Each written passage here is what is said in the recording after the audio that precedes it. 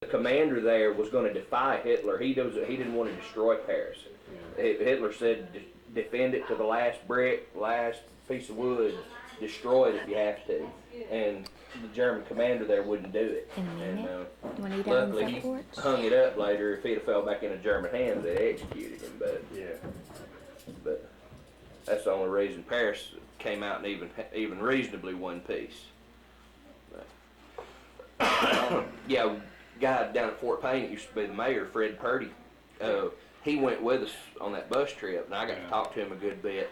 And by checking the dates, he was probably one of the first Americans that made it into Paris. He was there before the American Army made it in, because he was attached to a signal section.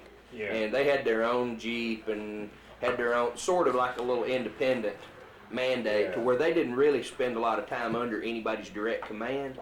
And he said this colonel he had gone into Paris the day before the liberation.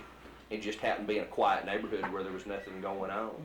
But they just got lucky. I mean, they could easily just run up on a German patrol and got shot or captured, But well, didn't Fred had a brother killed, didn't he? Was he in there? Yeah, I think he did. Yeah, pilot. I believe he got shot down.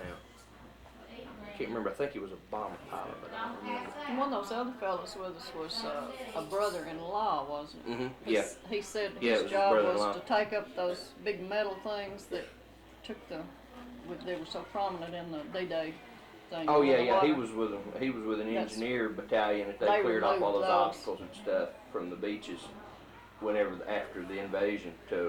Since they didn't have any ports open, they was having to bring in everything over the beaches, and they were clearing lanes. Apparently he was a demolitions man of young men, as out of percentage of the ones that served than any other town in America. It's like 88% or something. It was a small town, and they lost most of their young men in one day just because they got in a tie. I think it was on Omaha. And I never could remember they got in a bit of a tight there and lost a lot of men, and so most of the young men from that town were just gone. Jimmy Stewart and Donna Ruth, and it's Bedford, Virginia, and that's where they determined where they put the D-Day memorial. It was just kind of up on a hill out in a bit of a hill country in the woods down there. They just had kind of cleared out there and had a really nice, but it was privately owned. It wasn't a government-funded memorial. You don't have any in with yours about the flag garden. It was so pretty. I said, you don't have any of the flag garden in there. I think you got steps down to it now. You can see the slit trees, a slit. Today's June 3rd. Slit tree. But a slit where they observe artillery. Well, I put my right foot in that slit going up there. Well, 62 years. And it's still there. Yeah, I think I saw some videotape of that bunker that they left it pretty intact there and had built the monument on top of it. Someone made some pictures. 4 days later. And you can see through it. When I went up there, you couldn't see through it. I don't recall seeing through it. The other side may have been covered up. Stuff, and I never see Carolyn much.